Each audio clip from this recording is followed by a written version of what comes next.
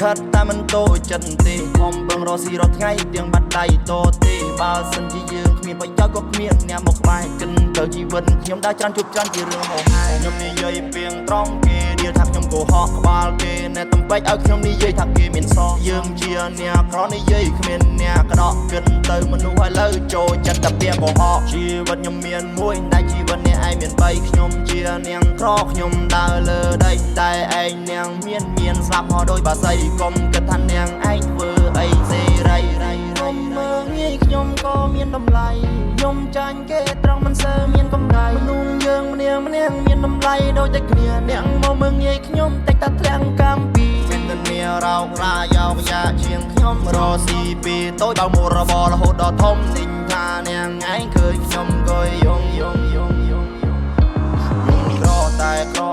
ក្រស្តង់ដាខំប្រើនៅកំណត់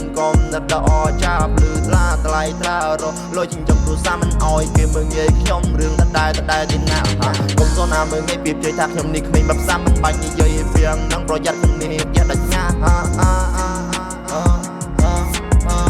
ដាក់មករចាញ់ទៅរលុយមិនដូចគេព្រិនឡើងគៀងអង្គុយបើមិននុយតែខ្ញុំមិនខំកិនផ្លូវទៅរលុយមានគូចាងកិនមែនទៅធ្វើមកសុយមែនចាំតែស៊ីដេកហើយនាងអង្គុយកុំតន់ណាមើងងាយកុំតន់ណាវិចាខ្ញុំជានាងក្រក៏ខ្ញុំខំប្រឹងធ្វើការទុំពេលនេះខ្ញុំក្រមិនប្រកាសថាខ្ញុំក្ររហូតនោះទេ